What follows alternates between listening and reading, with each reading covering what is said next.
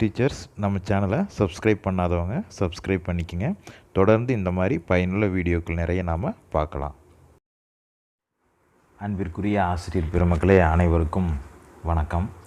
இன்றைக்கி நாம் பார்க்க போகிறது என்ன அப்படின்னா, டெலிகிராம் ஆப்பை யூஸ் பண்ணி, டெலிகிராம் நமக்கு தெரியும் வாட்ஸ்அப் மாதிரி அதுவும் ஒரு மெசஞ்சர் அனுப்பக்கூடிய ஒரு செயலி. அந்த டெலிகிராம் ஆப்பை யூஸ் பண்ணி மிக எளிமையான முறையில் குவிஸ் ப்ரோக்ராம் வாட்ஸ்அப்பில் அனுப்புகிற மாதிரியே ரொம்ப எளிமையாகவும் மாணவர்கள் அப்ரிஷியேட் பண்ணுற அளவிலையும் பாராட்டத்தக்க வகையிலும் ரொம்ப எளிமையாக கொடுத்துருக்காங்க. இதை பற்றி நான் உங்களுக்கு சொல்கிறேன், நீங்கள் பயன்படுத்திக்கலாம். உதாரணத்துக்கு ஒரு பாடத்தை நடத்துகிறோம் அப்படின்னா அந்த பாடத்திலேருந்து ஒரு சில 2 கேள்வி 3 கேள்வி அந்த மாதிரி கேட்கக்கூடியதோ ஒரு 10 கேள்வி அது மாதிரி கேட்கக்கூடிய வகையில் நம்ம எழுதலாம். இப்போ பார்த்திங்கன்னா முதல்ல நாம் இதுக்கு என்னென்னா டெலிகிராம் ஆப்பை ஃபஸ்ட் நம்ம டவுன்லோட் பண்ணிக்கணும். டவுன்லோடு பண்ணிவிட்டோம். இதில் பார்த்திங்க அப்படின்னா மேலே பாருங்கள் டெலகிராமில் சர்ச் பாக்ஸ் இருக்குது இல்லையா, அந்த சர்ச் பாக்ஸில் நீங்கள் என்ன பண்ணணும் அப்படின்னா குவிஸ் போட் அப்படிங்க டைப் பண்ணணும்.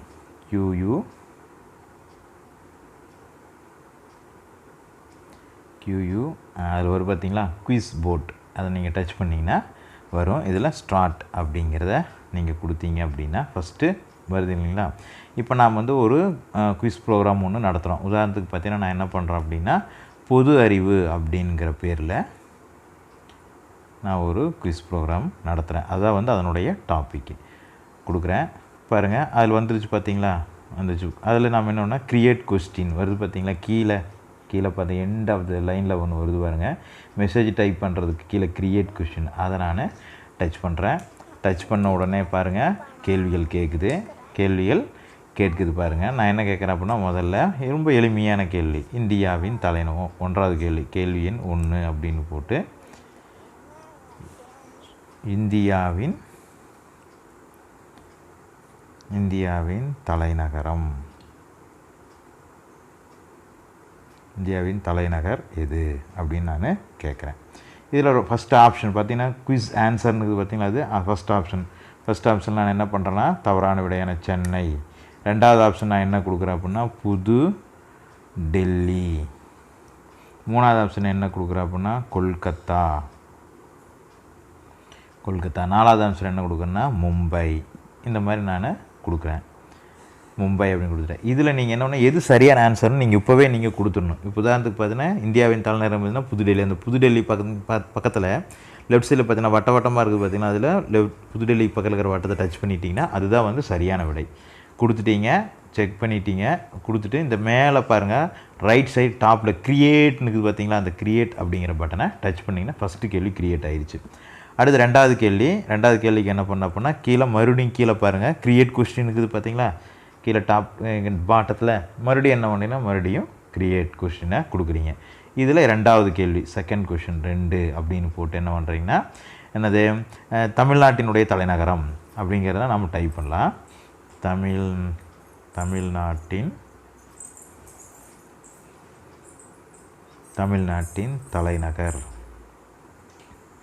தலைநகர் எது அப்படின்னு நான் டைப் பண்ணிக்கிறேன். டைப் பண்ணிவிட்டு கீழே பாருங்கள் குவிஸ் ஆன்சருக்குரிய ஆப்ஷன் கொடுத்துட்டு ஃபஸ்ட் ஆன்சர் நான் என்ன பண்ணுறேன்னா கோவை.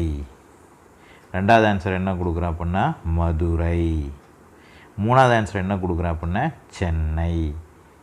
4வது ஆன்சர் என்ன கொடுக்குறேன் அப்படின்னா ஈரோடு.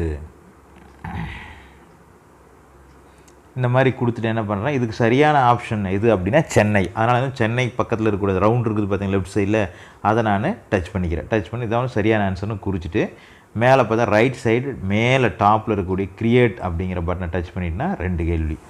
இப்போ இந்த மாதிரி நீங்கள் எத்தனை கேள்விகள் வேணாலும் டைப் பண்ணிக்கலாம். உதாரணத்துக்கு ஒரு 10 கேள்வி. ஏன்னா மாணவர் ரொம்ப டயர்ட் ஆகிடக்கூடாது, அதுக்காக ரொம்ப எளிமையான கேள்வியாகவும் அந்த பாட சம்பந்தத்தில் இருக்கக்கூடிய அவனாக படித்து புரிஞ்சதில் எளிமையான கேள்வி கேட்டு முடிச்சுமே பாருங்கள். இங்கே மெசேஜில் பாருங்கள் டன் அப்படின்னு இருக்குது பார்த்தீங்களா, இந்த டன் அப்படிங்கிறத டச் பண்ணிங்கன்னா கொஷின் முடிஞ்சிருச்சு. இதோட நான் கேள்வியை குறிச்சிட்டேன். இதுக்கு அடுத்து கேட்குது பாருங்கள், என்ன கேட்குது, ஒவ்வொரு கேள்விக்கும் நீங்கள் அந்த மாணவனுக்கு எவ்வளோ டைம் கொடுக்குறீங்க அப்படின்னு கேட்குறாங்க.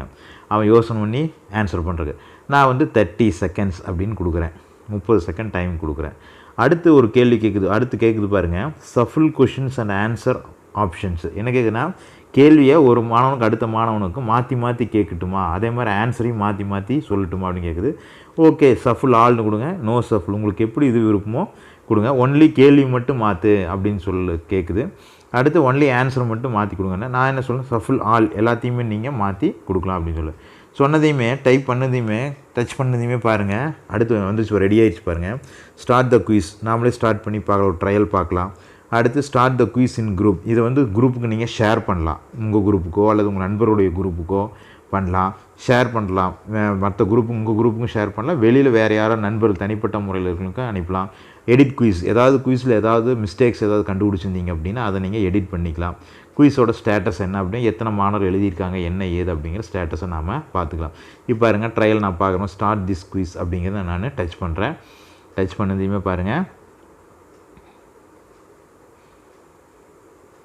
டச் பண்ணதையும் பாருங்கள். ஸ்டார்ட் குயிஸ் அப்படின்னு கொடுத்தீங்க பாருங்கள். கீழே பார்த்தீங்களா ஐ ஆம் ரெடி அப்படின்னு கொடுத்து பார்த்தீங்களா, ரெடி ஆயிடுச்சு. கொஷின் ரெடி ஆயிடுச்சு.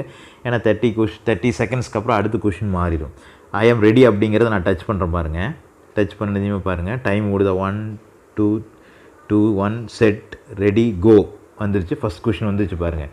இந்தியாவின் தலைநகரம் எது அப்படின்னு பாருங்கள். இந்தியாவின் தலைநகரம் புதுடெல்லி. பார்த்தீங்கன்னா நான் அதில் கொடுக்கும்போது பார்த்தீங்கன்னா ரெண்டாவது ஆன்சராக கொடுத்தேன். இதில் என்ன ஆயிடுச்சுன்னா ஆன்சர் ஷஃபிள் ஆகி வந்துருச்சு, 4ஆவதாக வந்திருக்கு. அப்போ 4ஆவது ஆன்சர் கொடுத்தையுமே பாருங்கள் எப்படி கலர்ஃபுல்லாக பசங்களுக்கு அப்படியே என்கரேஜ் பண்ணுற மாதிரி இருக்குது பார்த்தீங்கன்னா. அடுத்து பாருங்கள், ரெண்டாவது கொஸ்டின் தமிழ்நாட்டின் தலைநகரம். இது நான் என்ன பண்ணுறேன், தவறான ஒரு விடையை நான் குறிப்பிட்றேன். கோவை அப்படிங்கிறத டச் பண்ணுற மாதிரி என்ன சொல்லுங்க பாருங்கள், தப்பு அப்படின்னு சொல்லுது. தப்பு அப்படின்னு சொல்லிவிட்டு மறுபடியும் என்ன ஒன்றுதுன்னா நமக்கு வந்துருச்சு. கரெக்டான ஆன்சர் ஒன்று, ராங் ஆன்சர் ஒன்று, மிஸ் பண்ணது எதுவுமே இல்லை. எடுத்த டைம் வந்து 23.4 செகண்ட்ஸ் நான் எடுத்துருக்கிறேன். சரிங்களா? மறுபடியும் தவறான கொஷின் ட்ரை பண்ணால் மறுபடியும் ட்ரை அகைன் கொடுத்து நாம் ட்ரை பண்ணலாம். இந்த மாதிரி நாம் என்ன பண்ணோம், ரொம்ப எளிமையான முறையில் நீங்கள் வாட்ஸ்அப்பில் இருந்த இடத்துலையே நாம் உட்காந்து இந்த மாதிரி கொஷின்ஸ் எல்லாம் நாம் ப்ரிப்பேர் பண்ணலாம். ரொம்ப எளிமையான வழி, நீங்கள் ட்ரை பண்ணி பாருங்கள். அதுக்கு முன்னால் மாணவர்கள் என்ன பண்ண அப்படின்னா, வாட்ஸ்அப் இருக்கிற மாணவர்களை ஸ்மார்ட் ஃபோனில் குயிஸ் இந்த மாதிரி குயிஸ் நடத்தணும் அப்படின்னு நீங்கள் நினச்சிங்கன்னா அப்படின்னா டெலிகிராம் அப்படிங்கிற ஆப்பை டவுன்லோட் பண்ணி சொல்லுங்கள். ரொம்ப எளிமையான முறையில் நாம் இதை செய்யலாம். இந்த வீடியோ உங்களுக்கு பிடிச்சிருந்தது அப்படின்னா உங்களுடைய நண்பர்களுக்கு ஷேர் பண்ணுங்கள். இந்த வீடியோவை பார்த்து நீங்கள் குயிஸ் ப்ரோக்ராம் ரெடி பண்ணலாம். டெலிகிராமில் குயிஸ் ப்ரோக்ராம் ரெடி பண்ணலாம். ஓகே, இந்த வீடியோவை பார்த்ததுக்கு நன்றி. Thank you very much.